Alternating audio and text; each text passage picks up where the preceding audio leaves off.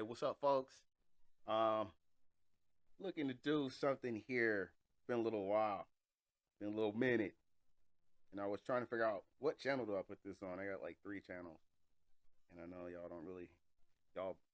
I got all my subscribers on the channel because I did the rap music video about 9 years ago, and I guess people still watch it and still agree, and that's good. And I'm glad I got that out there. And I didn't really have too much else I wanted to say. So I got this channel and I talked about that and then yeah. So lately I just been into movies and stuff, I don't know what you guys have been up to. Probably the same thing. Movies, going to work, you know what I'm saying? Just chilling and, doing what you can and then trying to stay above the inflation and all that. So but yeah, some stuff is going on uh with the movie sector. You know what I mean? They got the strike going on. I got this new setup. I'm gonna start there. Look, check it out. I got this new sound setup. I don't know what the hell I'm doing. Right now, I kind of sound like a robot. So let's go through the effects to see how I sound. Pop. Okay, he said pop. I don't know if you heard it. I'm gonna take off the D noise. The D noise canceling off. Okay, so there we go. I don't know what that means. What does it? Okay, I'll pop. Let's see to put the noise canceling on. Oh, you can't hear that.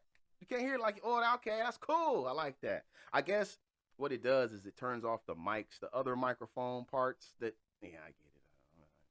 Whatever, but yeah, I got this new sound set up. I like it. I'm using it now and, hopefully could do more stuff with this.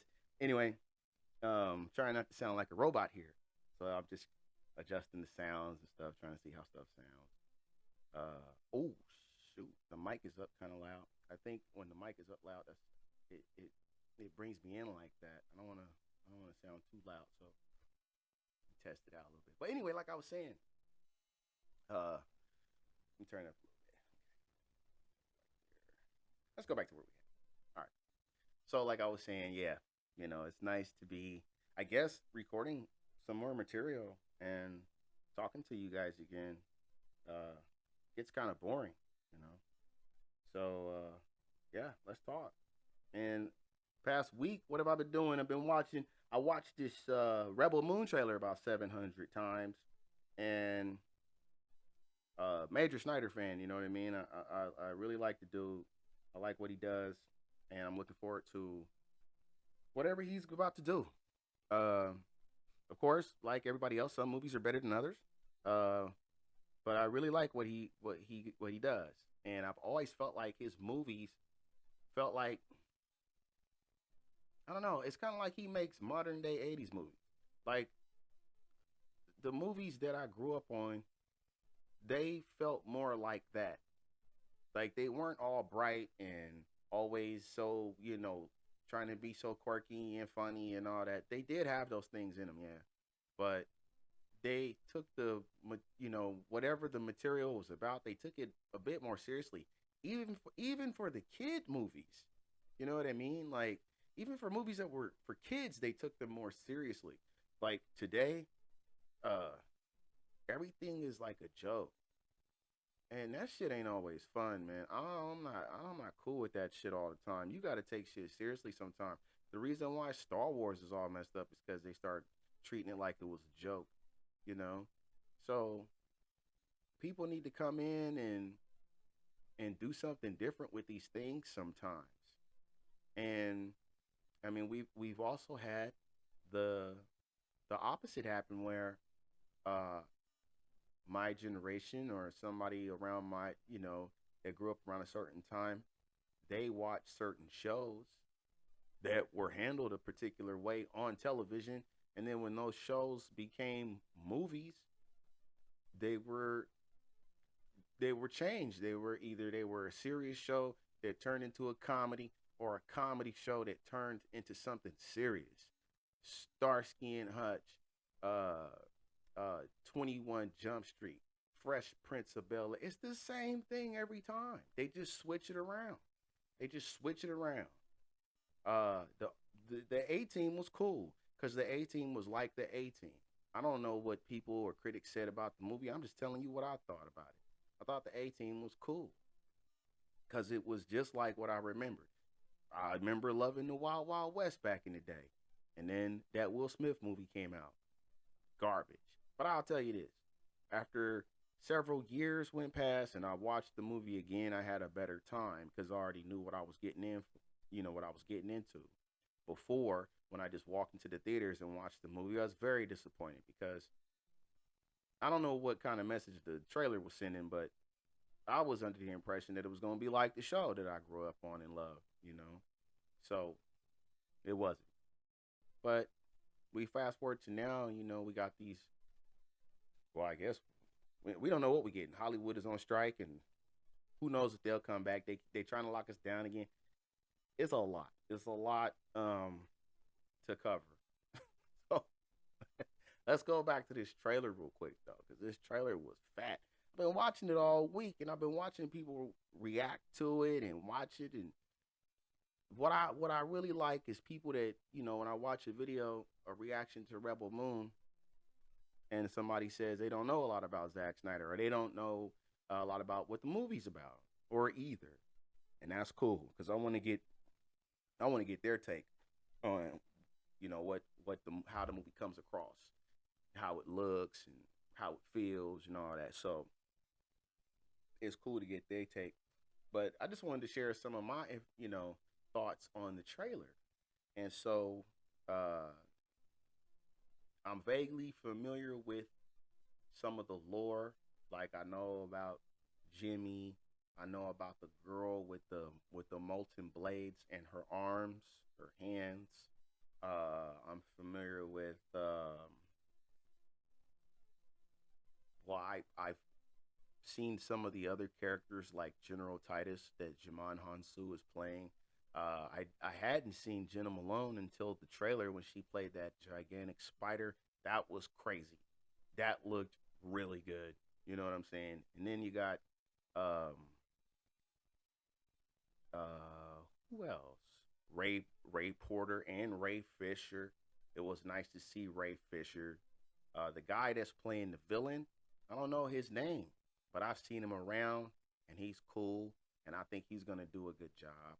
Uh, what's that one guy from Sons of Anarchy? He's in the movie too, which I never got to see Sons of Anarchy. I do want to watch the show. I plan to watch the show. I have never got to sit and watch it yet. So I know the guy from that show is in it. People are pretty excited. But one of the things one of the things about the trailer is a lot of people are talking about the lightsabers. Now, if you know about the history of the story, Zack Snyder had came up with a idea for Star Wars that he pitched to Lucasfilm. I don't know if it was before or after they sold to Disney, but he pitched the film to them and they declined, and he decided to make it his own. So what we have now is a story that would have been a Star Wars story, but is now a Zack Snyder story. And it looks pretty awesome. But the thing about the whole Star Wars part, Star Wars, they lean heavy on the lightsabers. Star Wars is the movie, man.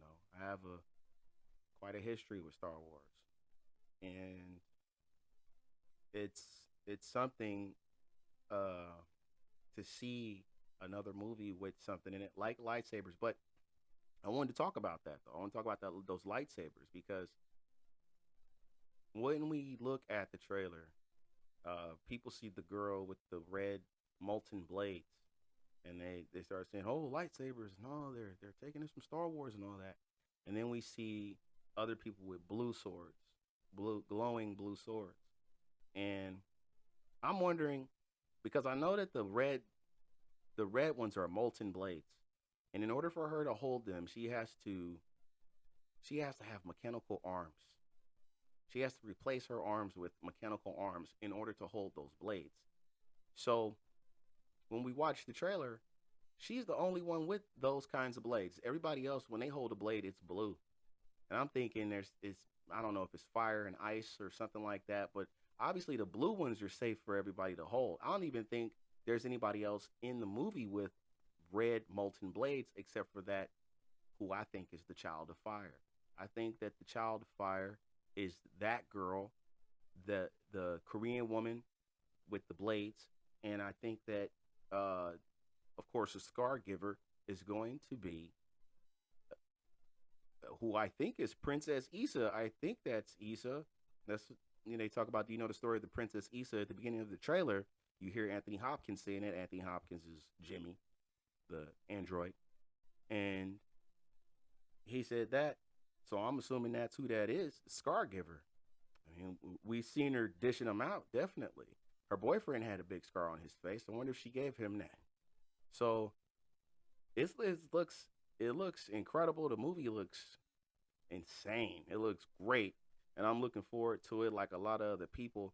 One cool thing about it though is once the movie comes out on Netflix, we'll actually get to know how many people watched the movie. Unlike the Snyder cut, where WB wanted to hide the numbers.